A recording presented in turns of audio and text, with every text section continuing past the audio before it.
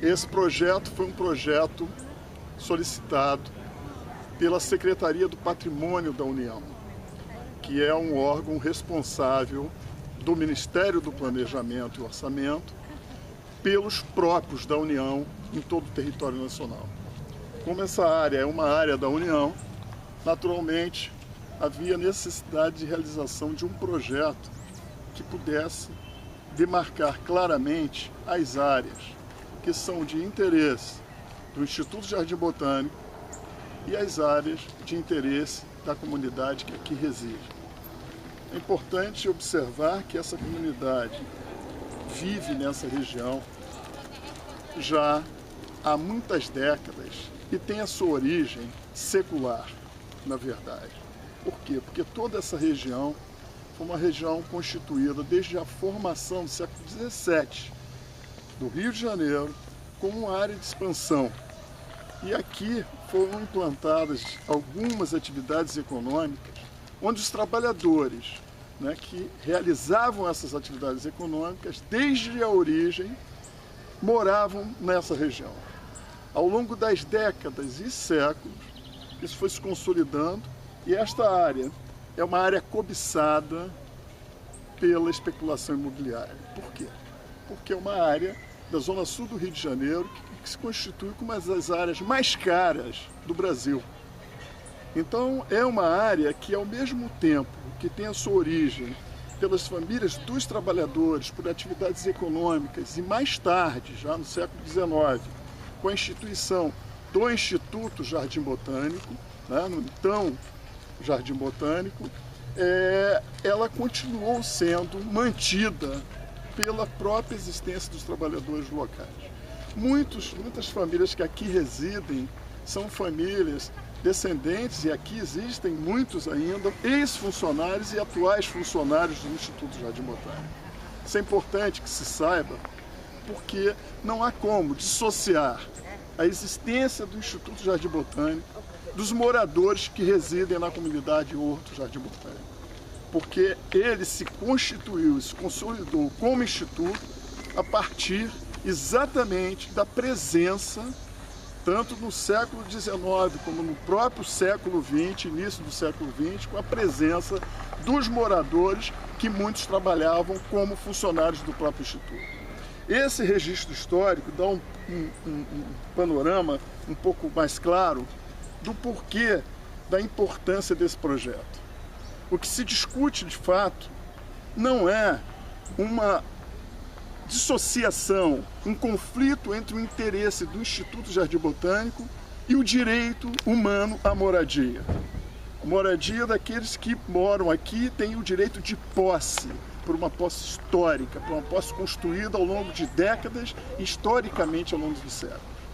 Mas a construção do território da cidade do Rio de Janeiro, onde essa dicotomia, esse conflito entre o ambiente natural representado pelo Instituto Jardim Botânico e a comunidade de moradores não possam coexistir. Na verdade, o projeto que foi desenvolvido pela FAO-UFRJ junto com o Patrimônio da União, esse projeto é um projeto construído coletivamente com a participação de diversos outros setores, dos moradores e de outros órgãos ministeriais, de outros ministérios. Na verdade, este projeto visou exatamente responder ao direito à moradia, ao direito ao desenvolvimento das atividades do Instituto Jardim Botânico e a harmonia entre os assentamentos humanos e essas atividades científicas e ambientais do Instituto Jardim Botânico. Então, na verdade, esse projeto respondeu a isso. É um projeto que, ao mesmo tempo que procura reestruturar física e funcionalmente os núcleos habitacionais da comunidade do Horto, ele também procura atender ao processo de expansão e consolidação do Instituto Jardim Botânico. Então, a organização física deste território contempla as questões ambientais e as questões de moradia, ou seja, dois direitos fundamentais, dois direitos humanos fundamentais, o direito ao ambiente saudável e o ambiente ao espaço vital, a moradia. Então, nesse sentido, quando o projeto estava já no seu final, já concluído, já numa versão que havia sido trabalhada coletivamente, não só pelo Ministério do Planejamento, pelo FRJ, pela comunidade, mas também por outros ministérios. Houve naturalmente uma reviravolta nesse processo e buscou-se uma outra saída. Uma saída que é uma saída, a meu ver, extremamente equivocada, que é o rompimento do Estado, ou seja, do poder público, com a defesa e a preservação de um direito fundamental, que é o direito à moradia.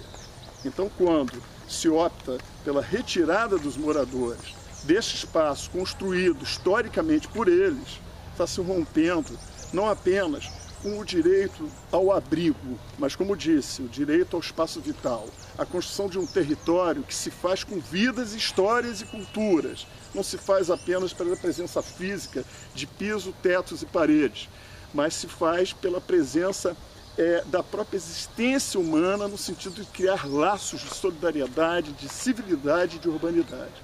Então, a meu ver, é um equívoco essa situação, essa posição, e mais o equívoco também entendo que é o TCU, o Tribunal de Contas da União, é um órgão de assessoramento do Poder Legislativo, a meu ver, não deveria ter nenhuma ingerência sobre políticas públicas. E esse projeto é um projeto de políticas públicas, de política de Estado, mais do que política de governo, no sentido de garantir esses dois direitos fundamentais que eu disse. O Instituto Jardim Botânico como um instituto de pesquisa e preservação ambiental e, de outro lado, o direito à moradia como direito fundamental também. Então, nesse sentido, nós estamos um pouco perplexos com isso, imaginamos a possibilidade de reversão desse quadro, porque há de se pensar o seguinte: será, talvez, a primeira vez na história que haverá um desalojamento, uma remoção em massa de uma área urbana por conta de interesses não muito bem explicados. Porque não se justifica, por conta do interesse do Instituto Jardim Botânico, remover-se 2.000 pessoas praticamente de uma área consolidada como essa. Então será um precedente histórico extremamente sério.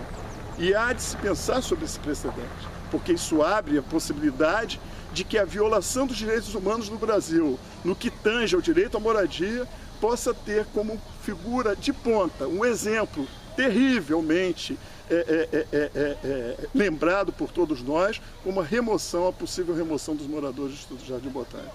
Nós estamos aqui já há alguns anos trabalhando, desde 2010, né? E estamos, ao mesmo tempo, tendo a esperança, e essa é a visão da Universidade Federal do Rio de Janeiro.